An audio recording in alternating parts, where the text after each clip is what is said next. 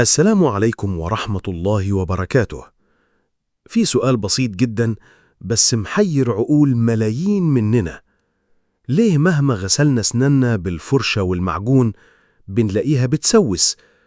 ليه كل شوية نحتاج دكتور حشو أو خلع؟ وإزاي في المقابل الحيوانات اللي حوالينا عايشة طول عمرها من غير فرشة ولا دكتور وأسنانها تفضل قوية لحد ما تموت؟ الموضوع شكله لغز، لكن لو بصينا بتركيز هنلاقي إن الإجابة مش في السنان نفسها، لكن في الحياة اللي عايشينها. وقبل ما نكمل، ما تنساش تدعمنا بلايك واشتراك علشان نكمل سوا رحلات أكتر في عالم الطبيعة المدهش. تعالوا نبدأ من الأساس. الأكل. إحنا كبشر معاصرين غرقانين وسط أكل مصنع ومليان سكريات. من أول الصبح ممكن نفطر كورنفليكس فيه سكر عالي، أو عيش أبيض ومعاه مربى، وبعدها شاي أو قهوة بسكر كتير. وقت الغدا مكرونة أو رز أبيض، وأكيد جنبهم عصير صناعي أو مشروب غازي. وبالليل شوية شيبسي أو قطعة كيك. اليوم كله متحاصر بسكر ونشويات سهلة.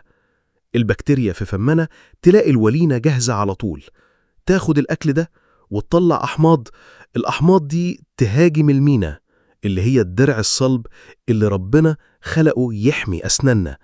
ومع كل هجمة صغيرة جزء من الدرع يتاكل، ولما ده يتكرر يبدأ التسوس يحفر جوه الضرس. الحيوانات بقى القصة عندها مختلفة 180 درجة. الأسد مثلا أكله كله لحوم طازة وعظم.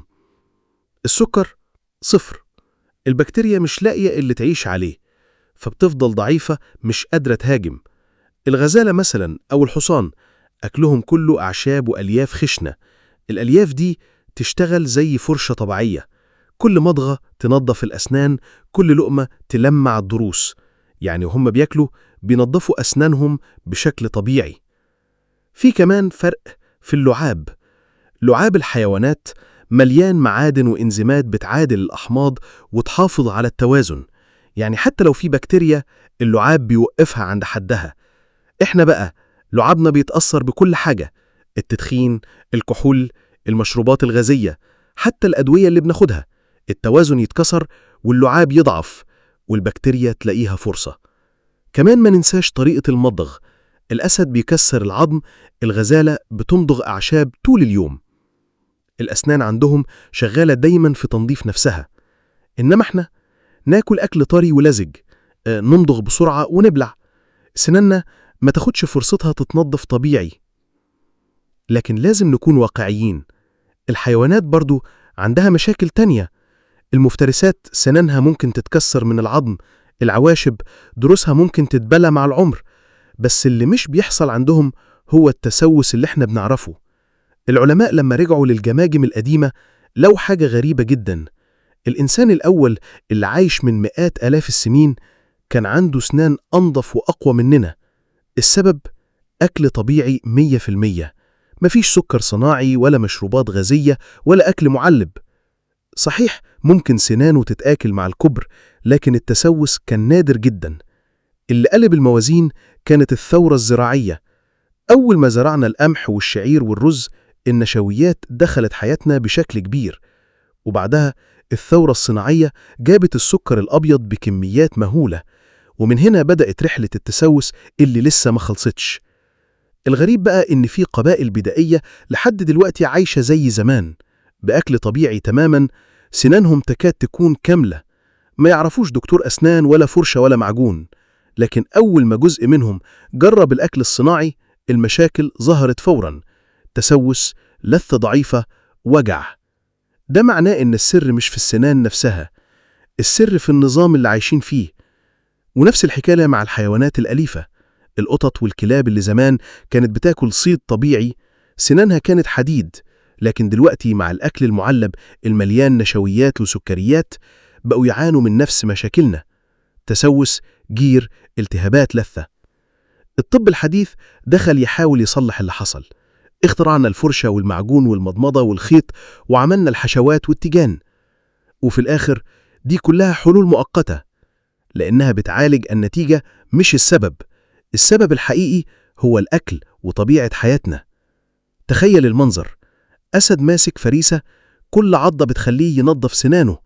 غزالة بتقضي ساعات في مضغ أعشاب، كل مضغة بتلمع ضروسها. وبعدين بص على إنسان قاعد قدام التلفزيون ماسك علبة بيبسي وكيك طري مليان سكر، يخلصه ويمشي ينام. الفرق واضح والنتيجة أوضح. القصة مش بس عن تسوي السنان، القصة عن التوازن. الحيوانات ماشية على قوانين الطبيعة، إحنا اخترعنا عالم جديد، أكل جديد، عادات جديدة، وخرجنا من القوانين. ولما خرجنا دفعنا الثمن. الحل مش إننا نعيش زي الحيوانات بالظبط، لكن الحل إننا نرجع جزء من التوازن المفقود.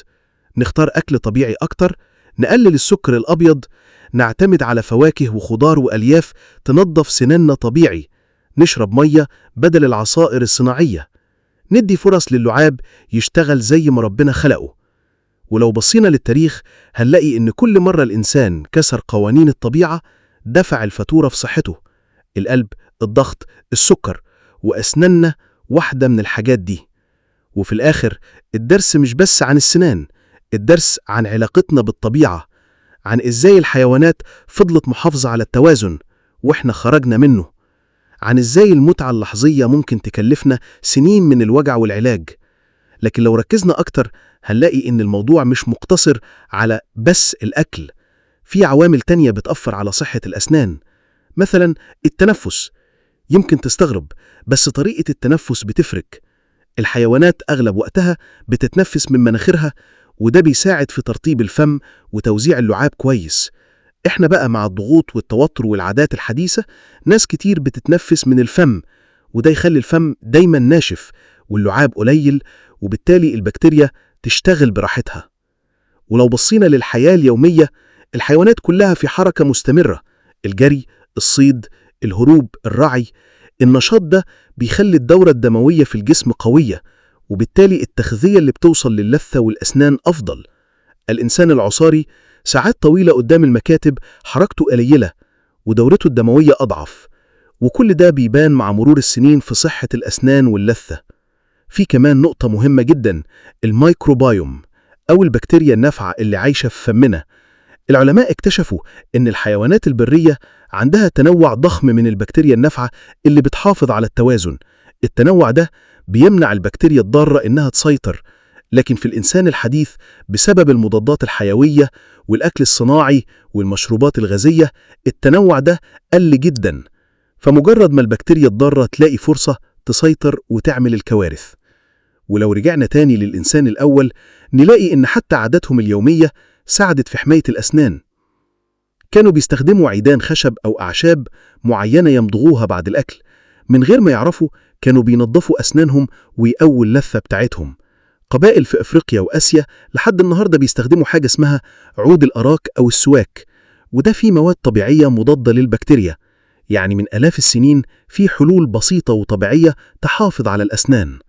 ولو الرحلة دي عجبتك ما تنساش تدعمنا بلايك واشتراك علشان نكمل مع بعض رحلات تانية ونكشف أسرار أكتر من عالم الطبيعة اللي حوالينا.